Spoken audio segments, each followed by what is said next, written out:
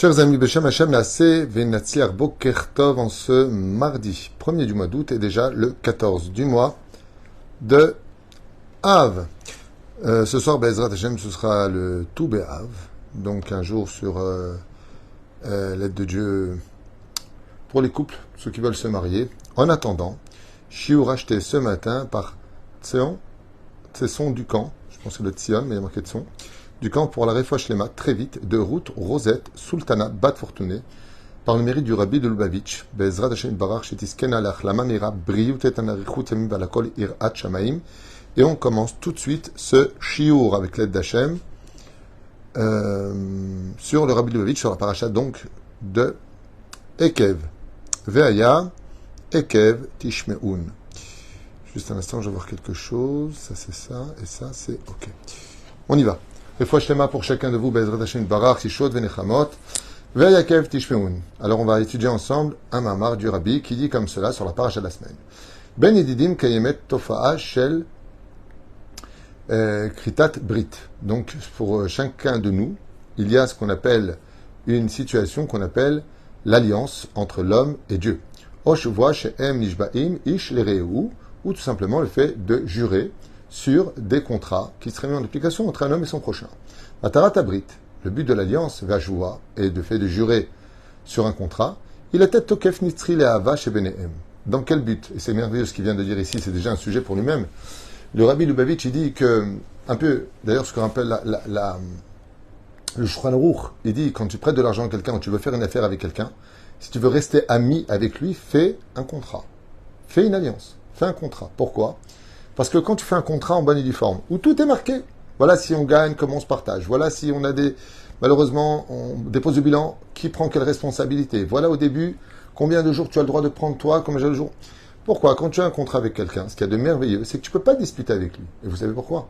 Parce que le contrat est marqué, tu l'as signé, tu le savais. Donc qu'est-ce qu'il reste à la personne? De reconnaître son erreur. Et s'il reconnaît son erreur, il ne peut pas t'en vouloir parce qu'il a reconnu son erreur. Et nous, on commet tous cette très très grave erreur sous prétexte qu'on est amis, qu'on est frères, qu'on est même père et fils. J'ai eu ici des contrats catastrophiques entre un père et un fils, dans son presque commun. Parce qu'ils étaient ensemble dans une affaire et que le père estimait que son fils était un voleur, le fils, il disait que sans lui, son père ne valait rien. Le respect des parents est parti. Pourquoi? Parce qu'il n'y avait pas de contrat. Ils ont eu des paroles en l'air. Bon, tu sais quoi, on fait comme ça, moi je vais t'aider, je vais t'amener des clients. On ne fait jamais des choses comme ça. Par exemple, tu vas amener un client, tu penses qu'il va te payer quelque chose, une commission, ce qui serait un peu logique. Si vraiment tu es intelligent, comment tu fais? Tu viens voir et tu regardes. La halakha, elle dit comme ça, qu'on doit faire un contrat.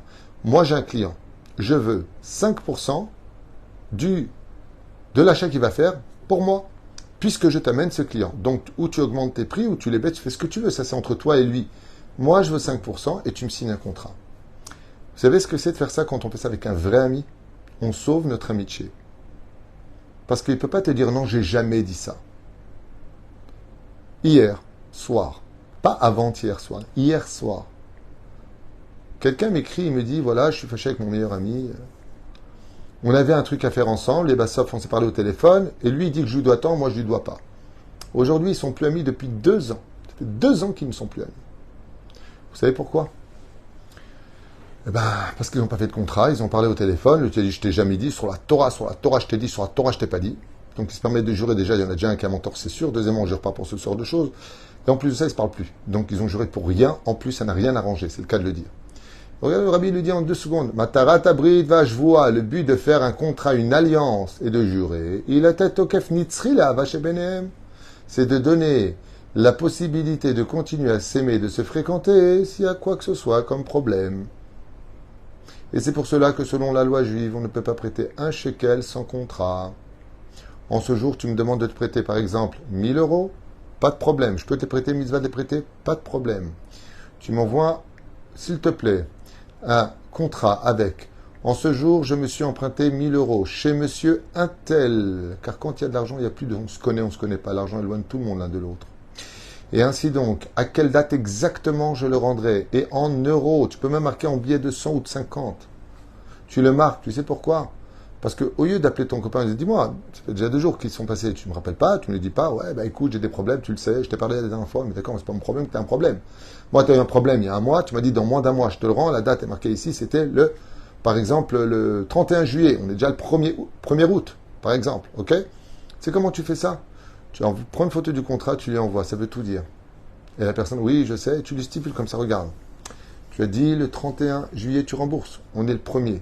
Ni tu m'as remboursé, ni même tu m'as appelé.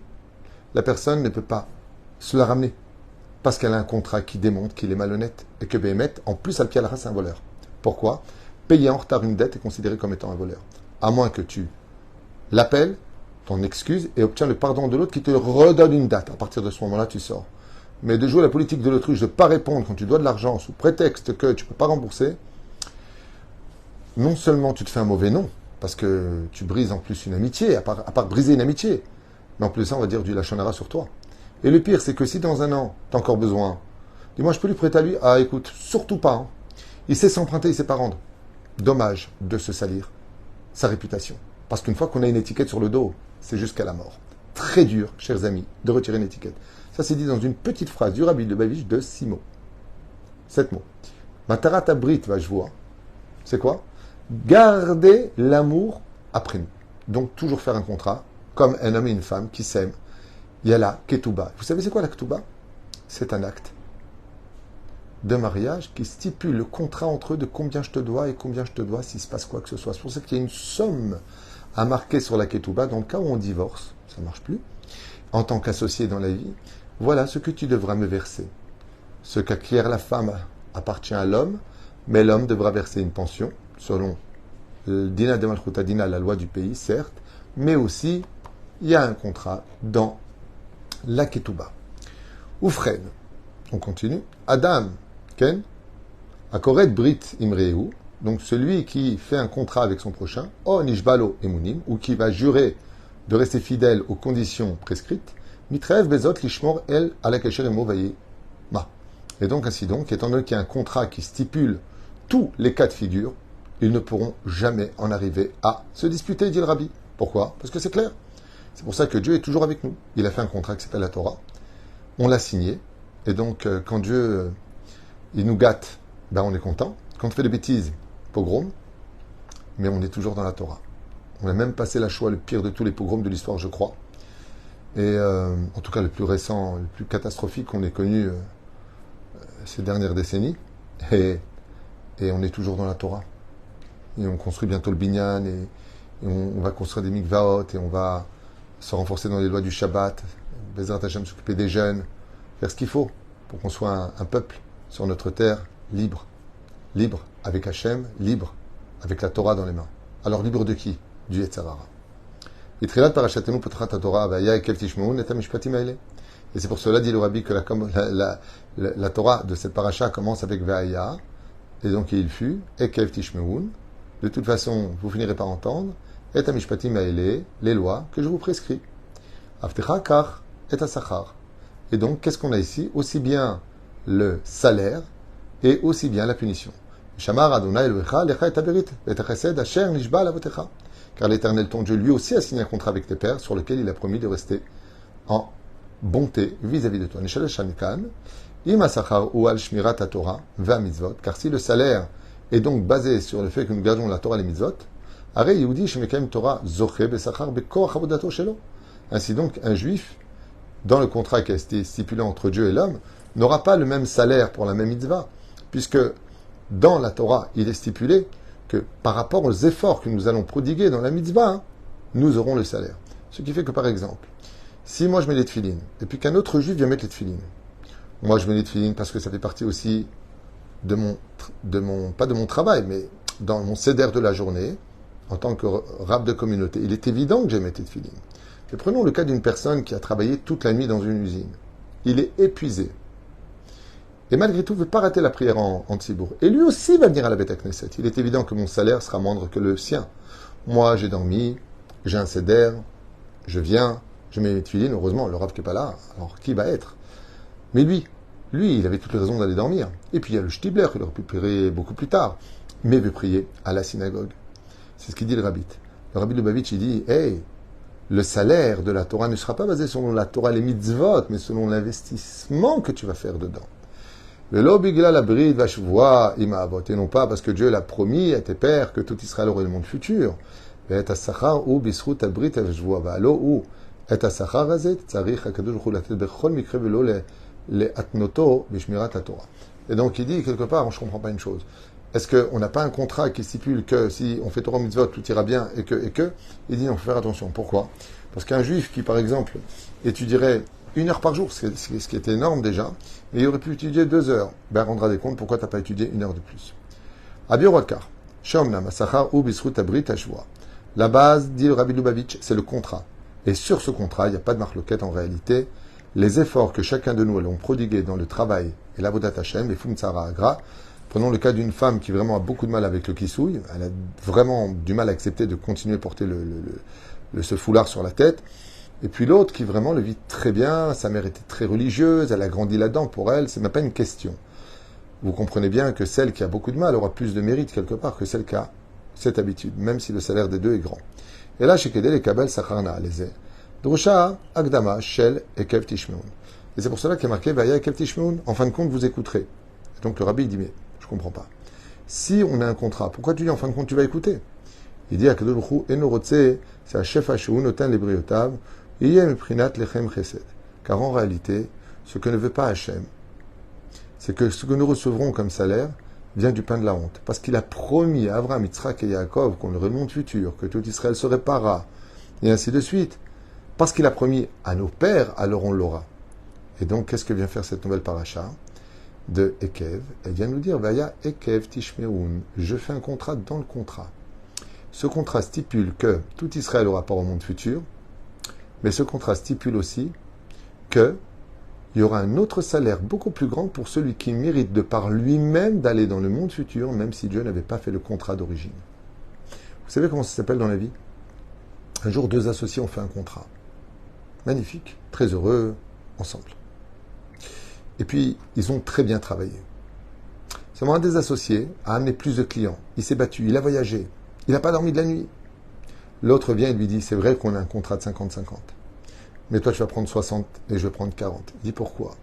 Il dit, parce que le travail que tu as fait, j'aurais jamais été capable de le faire. Tu vas prendre une prime.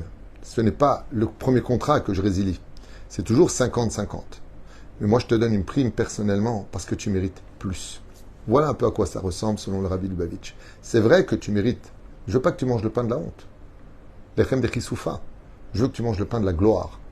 Et donc, Akadosh Baruch Hu nous dit, Vaya Ekev Tishmeun, il faut que toi-même tu apprennes.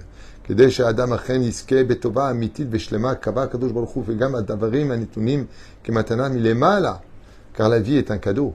Mais il y a celui qui mérite la vie parce qu'il méritait d'être une créature créée par Dieu, et non pas parce que Dieu l'a créée. Toutes ces personnes, sachez-le, toutes ces personnes qui vivent en dehors de la Torah et des mitzvot, ni pratiquent, ni font quoi que ce soit. Pourtant, ils vivent. Dieu leur donne la parnassa, ils ont la santé, ils se marient.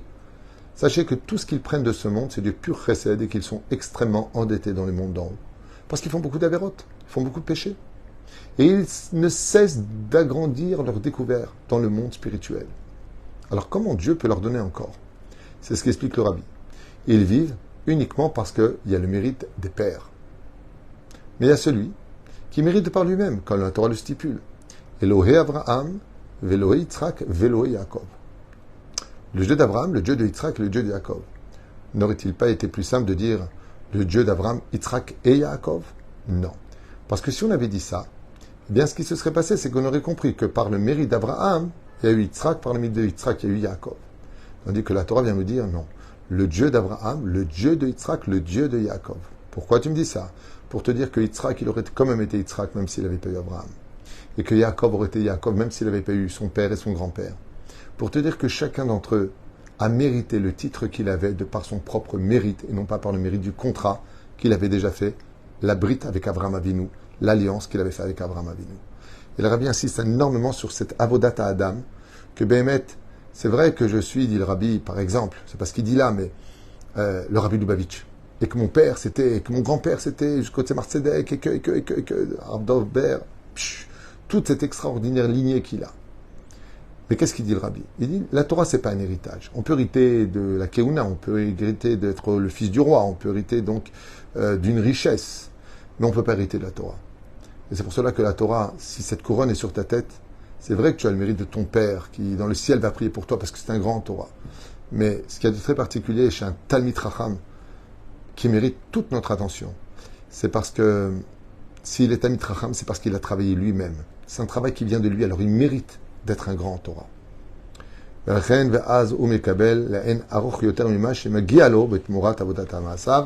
le rabbi finit en disant, et c'est pour ça que le contrat qu'on a, c'est un contrat de base où tout sera la part au monde futur.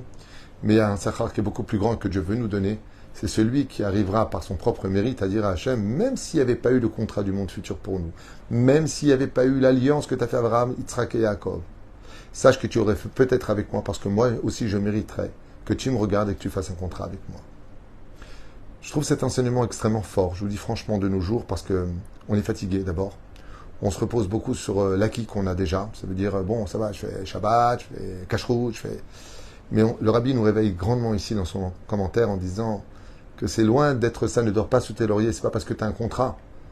Parce que le contrat, il est difficile, il peut t'emmener vers la réussite comme vers la perte. C'est marqué. Et tu dis derrière, et kev tishmeun. Peut-être que tu devrais un peu écouter et toi-même tendre l'oreille, à savoir que tu peux aller beaucoup plus loin que le contrat. Le contrat n'était que la base, c'était à toi de faire pousser les fruits sur ce merveilleux terrain sur lequel Dieu s'est engagé de toute façon à tous nous emmener au paradis, à chacun son niveau, certes, en payant nos dettes de toute façon, c'est obligatoire. Mais on peut faire mieux que ça encore. Lequel? Celui d'arriver en haut, à 120 ans, et que Dieu nous dise lui-même, « Hey, toi, tu mérites ton salaire. » Oui, je sais, je suis juif, tu m'as promis Abraham, Isaac et Jacob. Toi, tu mérites ton salaire. Et je finirai juste avec la Gemara dans ma Masechet Sanhedrin qui dit quelque chose d'incroyable. Pour qui le monde a été créé? Pour Abraham, pour Yitzhak, pour Yaakov, pour Yosef, pour Moshe, pour Rabbi Shimon Bar Yochai, pour Rabbi Eliezer son fils. Je n'ai pas compris. Pour qui il a créé? Pour qui? Pour une personne. Il dit en réalité, si le monde aurait dû être créé que pour toi, alors ça valait le coup. Et pour cela, chers amis, il n'y a pas besoin d'être un grand.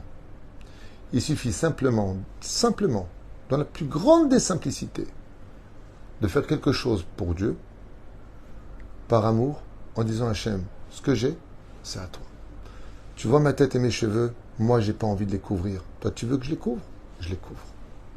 Tu vois Hachem, moi j'ai pas envie de sortir Tsanoua. Je me sens vieille, j'ai pas envie. J'ai pas envie de ressembler à quelque chose qui n'est pas moi. Mais je veux être ce que toi tu veux que je sois. Aseret sono que desha aseret soncha. Fais la volonté d'Hachem si tu veux qu'il fasse un jour ta volonté. Parce que comme ça ou comme ça, si t'es pas de Tsanoua, mamie, tu finiras par tout rembourser. Et les yeux qui sont tombés, et patati et patata. Et si t'es Tsanoua alors que tu n'avais pas spécialement envie, alors le monde a été créé pour toi. Parce que tu le fais pour Dieu. Est-ce qu'il y a les choix de Nechamot, Verefouach, Shlema, Bezrat Hashem? Merci d'acheter des shurim. Je vous demande vraiment pardon et beaucoup de patience pour les shurim que vous avez achetés. Et puis en même temps, une bonne nouvelle, Bezrat Hashem Itbarach. J'ai acheté plusieurs verres à casser. Vous savez que en l'honneur de Tou Béav, il y a une grande ségoula pour trouver un zivoug, donc pour ceux qui veulent se marier. Et une des plus grandes ségoulas qui existe et qui est incroyable, c'est de posséder le verre que le khatan va casser. N'importe quel khatan. Vous venez, vous lui offrez un verre qui va casser. Et donc j'ai acheté une centaine de verres à peu près, cinquantaine, centaine, je ne sais pas combien Inan en a acheté. En tout cas, je demandais d'acheter spécifiquement telle couleur, ce qu'il fallait selon mes études, pour Bezrat Hashem qu'on puisse les vendre, pour rentrer de l'argent pour le kollel, parce qu'on n'a pas beaucoup de dons. C'est très très difficile, malheureusement, je n'ai pas de donateurs. J'appelle des amis pour nous aider tous les mois. Et voilà, on voulait vendre 500 shekels et en même temps les bénir pour que toutes les personnes qui les achètent chez nous avec l'aide d'Hachem, eh bien, puissent l'offrir un khatan et qu'il casse ce verre. Et par ce mérite-là, pendant que lui casse le verre, je prépare votre zivoug, comme l'enseigne nos Chachamim, puisque c'est un très très grand remède, une très très grande réfoua pour enfin trouver son zivoug agun. Baruch Adonai Leolam. Amen. Amen.